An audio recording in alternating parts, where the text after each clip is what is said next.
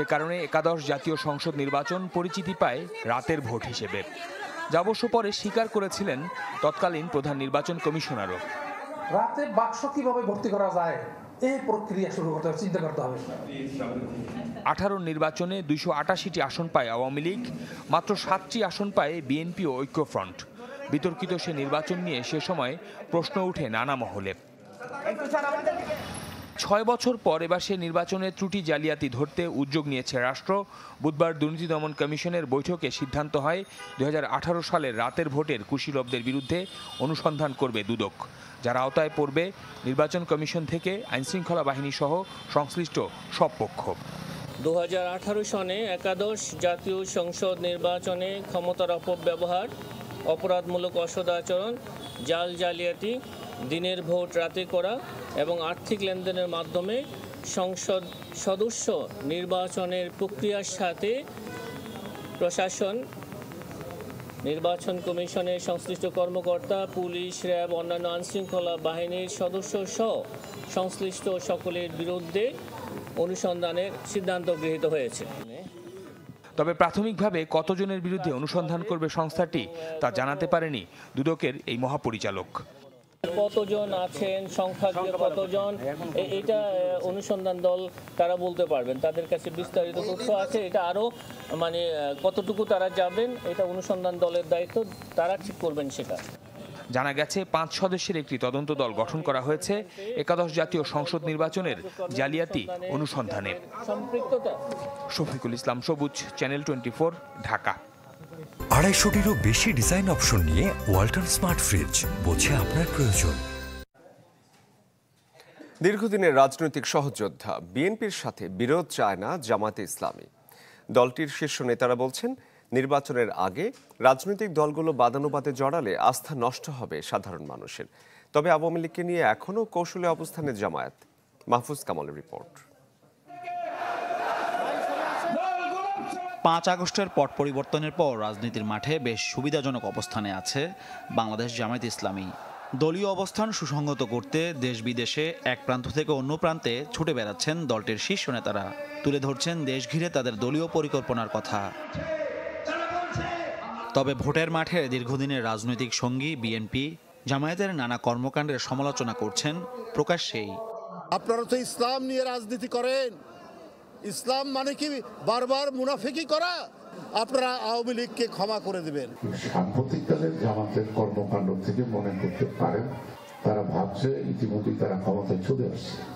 বিএনপির এই সমালোচনার প্রেক্ষিতে কি ভাবছে জামাত? শীর্ষ নেতারা বলছেন, এ নিয়ে বিতর্কে জড়াবে না তারা। দাবি করেন সবই অসত্য তথ্য।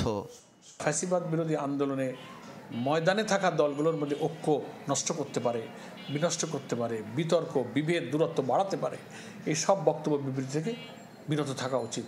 তার দলের আদর্শ তিনি প্রচার করুন, আরেক দলকে ঘায়েল করে কোনো অসত্য তথ্য দিয়ে মানুষকে বিভ্রান্ত না করে, তাহলে তো সেই একই রকম হয়ে যায়। জামাত ইসলামী এই বিতর্কে জড়াতে চায় না এবং আমরা বিএনপি সম্পর্কে কোনো নেগেটিভ বক্তব্য দিইনি। যে সমস্ত বক্তব্য বিএনপির কোনো নেতা দিয়েছে যেটা সত্যের অপলাপ ছিল, সঠিক ছিল না, আমরা অত্যন্ত মৃদু ভাষায় সেটারই আপত্তি করেছি। শুধু বিএনপি নয়, আওয়ামী লীগ নিয়ে কি ভাবছে জামাত? এ নিয়ে অবশ্যই বরাবরের মতো কৌশলী উত্তর। আইনে তো আওয়ামী লীগ এখনও নিষিদ্ধ হয়ে যায়নি। তাদের মাঝে আওয়ামী লীগ আসলে জনগণ অ্যাকসেপ্ট করবে কিনা, এটা একটা প্রশ্ন। সেকেন্ড হচ্ছে যে যদি আসে তাহলে কতটুকু স্পেস নিয়ে আসতে পারবে। 300 আসনের কাউকে তো খুঁজে পাওয়া যাচ্ছে না, এমপিরা, মন্ত্রীরা নেই, তো কারা ইলেকশন করবে সেটা পরিস্থিতি হয়তো বলে দেবে, তখন জনগণ সিদ্ধান্ত নেবে। আসলে আমরা পার্টিকুলারলি কোনো দলের ব্যাপারে কমেন্ট করতে চাই না। আওয়ামী লীগ গত 15 বছরে নির্বাচন থেকে শুরু করে যেভাবে প্রতিটি প্রতিষ্ঠান ধ্বংস করে দিয়েছে এবং প্রত্যেকটি মানুষই তাদের পক্ষ থেকে নির্যাতিত, বঞ্চিত, অত্যাচারিত, সেক্ষেত্রে জনগণই ঠিক করবে তারা আবার পুনরায় রাজনীতিতে আসতে পারবে কিনা। জনগণ আগামী নির্বাচনে বিএনপির সাথে জোটবদ্ধ নির্বাচনে যাচ্ছে না জামাত, তা নিশ্চিত দলটির নেতাদের বক্তব্যেই। বিএনপি জামাতে এখন আর জোট নেই। মাহফুজ কামাল, চ্যানেল 24, ঢাকা। চলতি বছরের মধ্যে জরুরি সংস্কার শেষ করা সম্ভব বলে মনে করেন বিএনপির স্থায়ী কমিটির সদস্য নজরুল ইসলাম খান। বলেছেন, সুষ্ঠু নির্বাচনের মাধ্যমে জনগণের হাতে ক্ষমতা ফিরিয়ে দেয়া দরকার। গুলশানে বিএনপি চেয়ারপারসনের কার্যালয়ে খেলাফত মজলিসের সাথে মতবিনিময় সভা শেষে এইসব কথা বলেন তিনি। এদিকে জাতীয় প্রেস ক্লাবে এক অনুষ্ঠানে আমির খসরু মাহমুদ চৌধুরী বলেন, দেশকে গণতন্ত্রের পথে নিয়ে যেতে অন্তর্বর্তী সরকারকে সহযোগিতা করছে বিএনপি। এর আগে যুক্তরাজ্য থেকে আসা বিএনপি নেতাদের সাথে নিয়ে জিয়াউর রহমানের সমাধিতে শ্রদ্ধা জানিয়েছেন আব্দুল মঈন খান। সংস্কারগুলি করে একটা নির্বাচন আয়োজন করা এবং খেলাফত মজলিসের পক্ষ থেকে বলা হয়েছে যে এই কাজটা করার জন্য এই বছরের বেশি সময় লাগার কোনো দরকার নেই। মৌলিক যে বিষয়গুলোতে আমাদের ঐক্যমত হয়েছে সেটা আমরা ইমিডিয়েটলি বাস্তবায়ন করতে পারি, আর যে জায়গায় ঐক্যমত হবে না সেটা করার কারো কোনো অধিকার নাই। জাতিসংঘ মহাসচিব অ্যান্টোনিও গুতেরেসের সাথে বৈঠক করেছেন প্রধান উপদেষ্টা ডক্টর মোহাম্মদ ইউনূস। সুইজারল্যান্ডের দাভোসে ওয়ার্ল্ড ইকোনমিক ফোরাম সামিটের সাইড লাইনে এই বৈঠক অনুষ্ঠিত হয়। দিনের কর্মসূচিতে একাধিক রাষ্ট্র ও সংস্থার প্রধানের সাথেও সাক্ষাৎ করেন তিনি। তারা হলেন সংযুক্ত আরব আমিরাতের কালচার এবং আর্টস কর্তৃপক্ষের চেয়ারপারসন শেখ লতিফা বিনতে মোহাম্মদ বিন রশিদ আল মাকতুম, ইউরোপিয়ান সেন্ট্রাল ব্যাংকের প্রধান ক্রিস্টিন লেগার্ড, থাইল্যান্ডের প্রধানমন্ত্রী পেতংতার্ন সিনাওয়াত্রা, বেলজিয়ামের রাজা কিং ফিলিপে এবং জার্মানির ফেডারেল হেড অব চ্যান্সেলর উলফগাং স্কিমিড।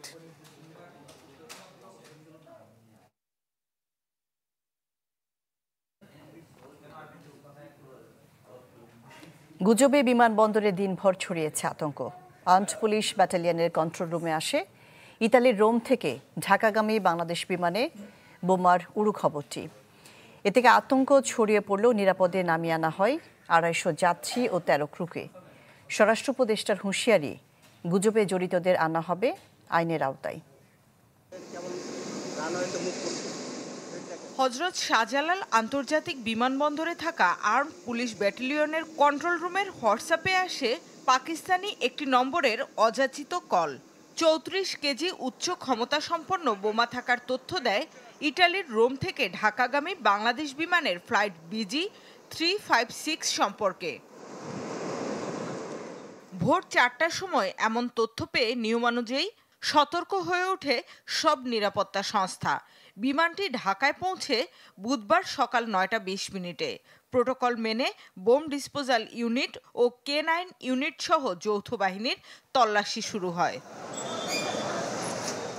এ সময় বাইরে অপেক্ষারত স্বজনদের মধ্যে ছড়িয়ে পড়ে আতঙ্ক। উদ্বেগ উৎকণ্ঠায় পার করেন সময়। ওরা বলতে পারে না, এখানে এসে জানছে যে বোমা হামলার বিমানের আশঙ্কা ছিল। সকালে 9:30 বাজে একবার ফোন দিছে যে নামছি, সেভ আছে। বিমানটি ল্যান্ড করার ঠিক 5 মিনিট আগ পর্যন্ত যাত্রীরা জানতেন না বোমা আতঙ্কের কথা। নামার পর তল্লাশি শেষে বের হতে হতে পেরিয়ে যায় দুপুর। ল্যান্ড করার 5 মিনিট আগ মুহূর্তে আমরা জানতে পারছি যে এরকম অবস্থা। আমরা অনেক আন্দোলন করছি, তারপরে আমাদেরকে মাল বুঝে দিছে। বিমানবন্দর কর্তৃপক্ষ পরে সংবাদ সম্মেলনে জানান, তথ্য পাবার পর তথ্যদাতার সাথে টেক্সট দেয়া নেওয়া হয়। সম্ভাব্য 2টি লাগেজের ছবিও দেয়। এরপর কয়েক ধাপে গোটা বিমান ও যাত্রীদের হাত ব্যাগ ও লাগেজ তল্লাশি করেও সেরকম কিছু মেলেনি, অর্থাৎ তথ্যটি ছিল ভুয়া। তো এইসব জিনিসে ইনভেস্টিগেশন করা, পাওয়া, খুঁজে পাওয়া আপনি জানেন ভেরি ডিফিকাল্ট নেটে, কারণ কোন নাম্বার থেকে সে 100 নাম্বার ঘুরে এসছে কিনা আপনি জানেন না। বাট হাউএভার আমরা এই ইনফরমেশনগুলো আমাদের যত সংস্থা আছে, যত এজেন্সি আছে, প্রত্যেকের কাছে দিয়ে দিয়েছি এবং আমরা ট্রাই করছি। জানান, বিমানটি এলে সেটাকে 3rd টার্মিনালের দিকে ল্যান্ড করানো হয়, যাতে বন্দরের স্বাভাবিক বিমান চলাচল ও অন্যান্য কাজে বিঘ্ন না ঘটে। তবে অপতথ্যের হদিস জানতে তদন্তের আশ্বাস স্বরাষ্ট্র উপদেষ্টার। এরকম তো মিথ্যা সংবাদ আগে দেখলো, মিথ্যা সংবাদ শনাক্ত করার চেষ্টা করা হচ্ছে এবং শনাক্ত করলে তাদের আইনের আওতায় আনা হবে। শামিমা সুলতানা, চ্যানেল 24, ঢাকা। এলো instant milk powder happy cow, যেমন সাশ্রয়ী তেমনি পুষ্টিগুণে ভরপুর। আর এটা নিউজিল্যান্ডের গরুর দুধ। হ্যাপি কাউ, গরুর দুধের স্বাদ সবাই পাক। আন্তর্জাতিক অপরাধ ট্রাইব্যুনালে গুমের বিচার করা যাবে, এমন আদেশ দিয়ে আদালত জানিয়েছেন আইন মেনেই গঠন করা হয়েছে ট্রাইব্যুনাল। এদিন অব্যাহতি চেয়ে করা সাবেক সেনা কর্মকর্তা জিয়াউল আহসানের আবেদন খারিজ করে দেওয়া হয়। চিফ প্রসিকিউটরের অভিযোগ, ভারতে বসে বিচার বানচালের অপচেষ্টায় শেখ হাসিনা। বিগত শেখ হাসিনা সরকারের বিরুদ্ধে যত অভিযোগ ছিল তার মধ্যে অন্যতম গুম কমিশনের তথ্য বলছে পুরুষের পাশাপাশি গুমের শিকার হয়েছে নারী ও শিশু। অভিযোগ আছে গুমের সাথে জড়িত ছিল সে সময়ের আইনশৃঙ্খলা বাহিনীর উচ্চপদস্থ কর্মকর্তারা। গুমের অভিযোগে এরই মধ্যে আন্তর্জাতিক অপরাধ ট্রাইব্যুনালে বেশ কয়েকজনের বিরুদ্ধে মামলা চলছে, যার মধ্যে অন্যতম এনটিএমসির সাবেক মহাপরিচালক জিয়াউল আহসান। অভিযোগ থেকে অব্যাহতি ও ট্রাইব্যুনাল গঠন এবং এখতিয়ারের বৈধতা নিয়ে আবেদন করেন জিয়াউল আহসানের আইনজীবীরা। শুনানি শেষে আদালত বেশ কিছু পর্যবেক্ষণ সহ আবেদন খারিজ করে দেন। আদালত বলেন, গুমের বিচার করার এখতিয়ার ট্রাইব্যুনালের আছে, আইন মেনেই এই ট্রাইব্যুনাল গঠন করা হয়েছে। এনফোর্স ডিসঅ্যাপিয়ারেন্সের মাধ্যমে যে অপরাধগুলো করা হয়, অর্থাৎ অ্যাবডাকশন, কনফাইনমেন্ট, টর্চার, মার্ডার, এই শব্দগুলো আগের থেকেই আইনে ছিল, আর আমাদের আইনে রোম স্ট্যাটিউট প্রযোজ্য। সুতরাং আমাদের এই আইনে গুম শব্দটা আগে যদি নাও থেকে থাকে, যেহেতু এটা রোম স্ট্যাটিউটে ছিল, সুতরাং এই রোম স্ট্যাটিউটের বিধান অনুযায়ী এই ট্রাইব্যুনালই গুমের বিচারও করতে পারবে। তবে ট্রাইব্যুনালের এই সিদ্ধান্তের বিরুদ্ধে কি অবস্থান নেওয়া হবে সেটি সুস্পষ্টভাবে জানাননি জিয়াউল আহসানের আইনজীবীরা। জুলাই আগস্টে যেটা ছিল সেটা হচ্ছে যে একটা পলিটিক্যাল কনফ্লিক্ট, এবং পলিটিক্যাল কনফ্লিক্টকে বিচার করার জন্য এখানে আমাদের দেশের যে আইন ব্যবস্থা আছে এবং আমাদের যে কোর্ট আছে সেখানে এর জন্য ব্যবস্থা আছে। এই ট্রাইব্যুনালটা শুধুমাত্র গঠিত হয়েছিল 1971 সালে যুদ্ধ অপরাধীদের বিচার করার জন্য। এদিকে প্রসিকিউশনের পক্ষ থেকে দাবি করা হয়েছে, ভারতে বসে উস্কানি দিয়ে বিচারে বানচালের চেষ্টা করছেন শেখ হাসিনা। উস্কানিমূলক এবং ঘৃণাসূচক বক্তব্য রেখে চলেছেন, যেটা এই মামলার তদন্তকে প্রভাবিত করতে পারে। আশিকুন প্রিন্স, চ্যানেল 24, ঢাকা। আমি এই চেয়ারে বসবো না। বাচ্চু ভাই, এই চেয়ারকে ভয় পেও না। ডেন্টিস্টের পরামর্শ নাও নতুন কোলগেট অ্যাক্টিভ সোল, যা দাঁতের সমস্যা শুরু হওয়া মাত্রই থামিয়ে দেয়। না থাকবে ব্যথা, না থাকবে ভয়। আশ্বাসের পরও জয়পুরহাটের হাটখোলা সীমান্ত থেকে কাঁটাতারের বেড়া সরিয়ে নেয়নি বিএসএফ। সকালে পূর্ব উচ্চনা ঘোনাপাড়া সীমান্ত পরিদর্শনে যান বিজিবি অধিনায়ক লেফটেন্যান্ট কর্নেল নাহিদ নেওয়াজ। তিনি জানান, পতাকা বৈঠকে কাঁটাতারের বেড়া সরিয়ে নেওয়ার কথা বললেও এখন পর্যন্ত তা করেনি বিএসএফ। তাই বিজিবির পক্ষ থেকে প্রতিবাদ জানানো হয়েছে। তবে সীমান্ত পরিস্থিতি শান্ত রয়েছে এখন। চাষাবাদের কাজে কোনো সমস্যা হচ্ছে না কারো, কিন্তু চাপা আতঙ্ক ভর করেছে স্থানীয়দের মাঝে।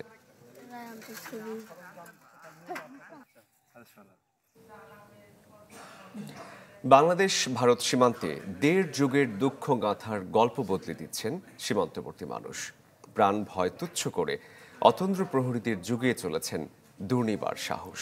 নতুন বাংলাদেশে সীমান্ত হত্যা আর নির্যাতনের ইতিহাস বদলে দিতে যেন বদ্ধপরিকর স্থানীয়রা। চাঁপাইনবাবগঞ্জ থেকে হিরণ খানের রিপোর্ট, ছবি তুলেছেন কৃষ্ণ সরকার। চাঁপাইনবাবগঞ্জের শিবগঞ্জ সীমান্ত, কৃষকের শ্রমে ঘামে ভরে উঠেছে ফসলের মাঠ। কথা হয় ফসল ঘরে তোলার স্বপ্নে বিভোর কৃষকদের সাথে। জানালেন, স্বস্তির এমন সময়ে অস্বস্তির বার্তা নিয়ে আসে সীমান্তে বিএসএফের কাঁটাতারের বেড়া নির্মাণ। আওয়ামী লীগের আমলে বছরের পর বছর বিজিবির নমনীয়তার ক্ষোভ ঝরল সীমান্তের বাসিন্দাদের কণ্ঠে। ওই সরকারের একটা অনুদান ছিল আলাদা, তখনই কিন্তু যে কোনো কথাই বলতো, ওই ভারতের লোকেরাই বলতো যে বেশি উত্তেজনা করিস না, উত্তেজনা করতে গেলে সমস্যা আছে। বাংলাদেশের বিজেপি এতদিন কিছু বলেনি আমরাকে। অতীতের আতঙ্ক পিছু না ছাড়লেও এখন সবার মুষ্টিবদ্ধ হাতে যে একাত্মতা তৈরি হয়েছে তা মনোবল বাড়িয়েছে স্থানীয়দের।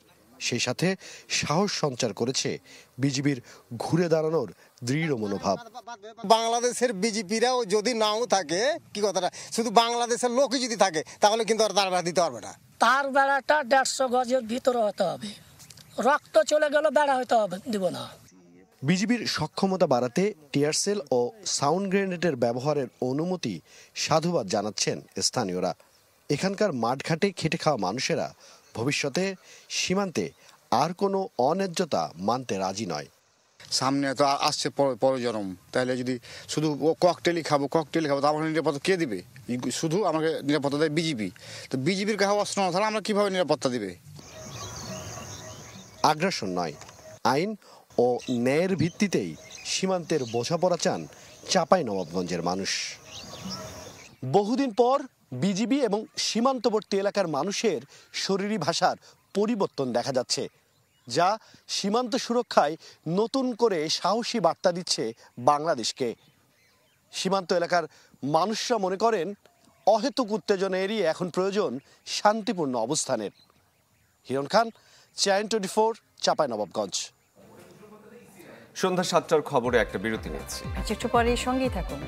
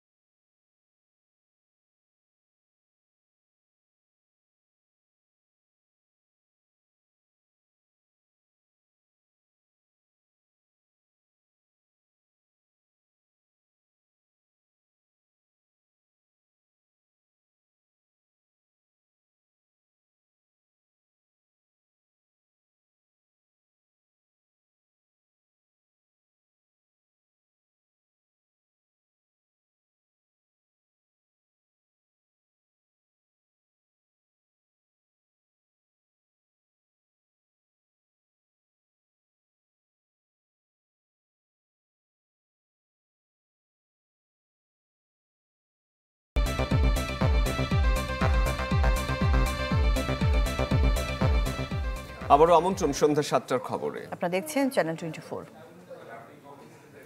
বেশ কিছু পণ্য ও সেবায় ভ্যাটের হার পরিবর্তন করে প্রজ্ঞাপন জারি করেছে জাতীয় রাজস্ব বোর্ড এনবিআর। ওষুধের 3% নতুন হারের বদলে বহাল থাকবে আগের 2.4%। প্রত্যাহার করা হয়েছে 3 স্টার, 4 স্টার এবং 5 স্টার হোটেল ছাড়া অন্য সব রেস্তোরাঁর অতিরিক্ত ভ্যাট। ফলে তা ফিরছে আগের 5%। প্রত্যাহার হয়েছে নিজস্ব ব্র্যান্ডের তৈরি পোশাক ছাড়া অন্যান্য পোশাকের উপর ভ্যাট। এছাড়াও ইন্টারনেট, মোবাইল ফোনের সিম কার্ড, মোটর গ্যারেজ ও ওয়ার্কশপে আরোপিত ভ্যাটও প্রত্যাহার করা হয়েছে। নন এসি হোটেল ও মিষ্টান্নতে 15% থেকে কমিয়ে 10% নির্ধারণ করা হয়েছে।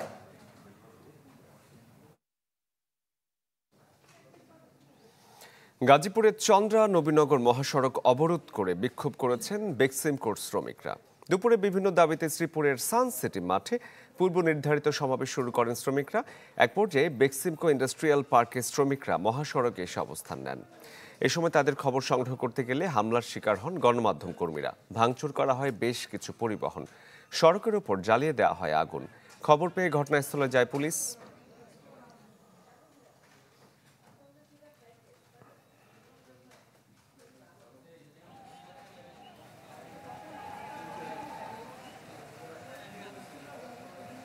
নির্ধারিত সময়ের মধ্যে ভিসা পেয়েও মালয়েশিয়ায় যেতে না পারা কর্মীরা রাজধানীর কারওয়ান বাজার এবং প্রবাসী কল্যাণ ভবনের সামনে সড়ক অবরোধ করে বিক্ষোভ করেছেন। অভিযোগ করেছেন সিন্ডিকেটের কারণে যেতে পারেননি তারা। তবে মার্চ এপ্রিলের মধ্যে সবাইকে পাঠানোর আশ্বাস দিয়েছেন প্রবাসী সচিব।